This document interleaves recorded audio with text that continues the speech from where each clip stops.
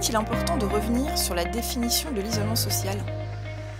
Alors chaque acteur, chaque personne, dans son engagement, perçoit de façon diverse l'isolement social, l'observe de son point de vue, dans son expérience et pratique. Et revenir sur une définition commune donne sens, j'allais dire, aux coopérations entre acteurs indispensables à la lutte contre l'isolement social. Et en fin de compte, quand on s'engage pour lutter contre l'isolement social, le débat éthique, le débat du sens doit être au cœur de tous les travaux qu'on mène. Il faut revenir sans cesse au sens et au débat éthique parce qu'on est vraiment au cœur de ce qui fait qu'on est des humains, en fait. Quelle est la définition de l'isolement social?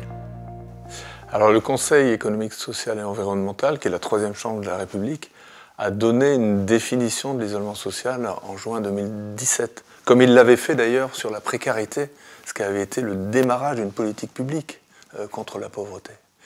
Et la définition qu'il donne, c'est que l'isolement social est la situation dans laquelle se trouve la personne qui, du fait de relations durablement insuffisantes dans leur nombre ou leur qualité, est en situation de souffrance et de danger.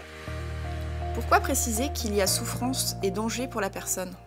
Alors la définition parle de souffrance et de danger. Parce que finalement, l'isolement social, c'est-à-dire être dans la solitude ou dans l'isolement, n'est pas toujours négatif. Chacun d'entre nous sait à quel point la solitude est un bienfait.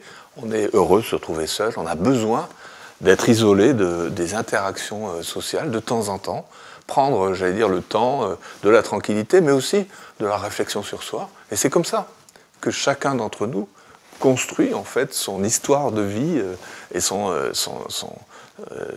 capacité à se penser soi-même. Donc l'isolement social et la solitude ne sont pas toujours des difficultés. Mais par contre, lorsque la solitude ou l'isolement se referme sur vous, c'est-à-dire que vous n'arrivez plus à revenir dans l'interaction sociale, alors c'est une prison, et là arrive la souffrance et la mise en danger de la personne.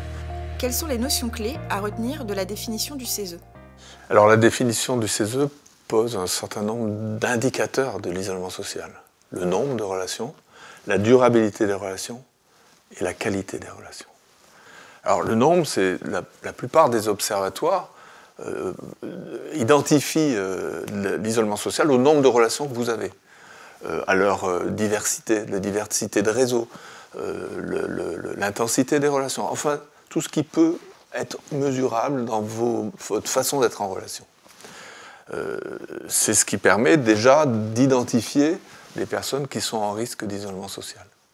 Le deuxième élément, c'est lorsque des personnes ont peu de relations ou pas de relations de façon durable. Il arrive à chacun d'entre nous d'avoir des ruptures de relations dans sa vie. Parce qu'on part à la retraite, parce qu'on se sépare de son conjoint, parce qu'on déménage et qu'on se retrouve ailleurs, eh bien, il y a des relations qui se défont et on en recrée d'autres. Donc, le fait de manquer de relations pendant un temps déterminé n'est pas forcément signe d'isolement social, c'est simplement la vie qui veut ça. D'autre part, ce qu'apporte la définition du CESE, c'est cette notion de qualité. Et cette notion de qualité, elle est fondamentale pour bien comprendre la situation des personnes qui souffrent d'isolement social. Quelles sont les composantes d'une relation de qualité? Lorsque les relations ne produisent pas la qualité nécessaire, c'est-à-dire la reconnaissance, je compte pour quelqu'un, dans son regard, je vois la confirmation de mon existence. Je sais alors que je suis une personne qui existe dans la relation aux autres. La protection, c'est-à-dire je sais que je peux compter sur quelqu'un en cas de difficulté, en cas de danger, je sais vers qui me retourner, je sais qui je peux appeler, j'ai quelqu'un sur qui compter. Et la troisième élément, c'est la participation. C'est-à-dire que je sais que quelqu'un compte sur moi pour que moi-même, je puisse lui apporter et reconnaissance et protection.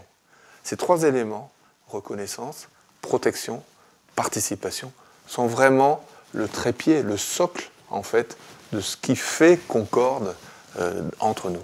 Et lorsque les relations ne produisent pas ces éléments-là, eh bien, on peut être au milieu des autres, on peut être en relation dans une famille, dans un collectif, au travail, habiter dans un quartier ou dans un EHPAD lorsqu'on est âgé, et en fait souffrir terriblement d'isolement social parce qu'on n'est pas reconnu, on a un déni de reconnaissance, on ne se sent pas en sécurité et que personne n'a besoin de vous.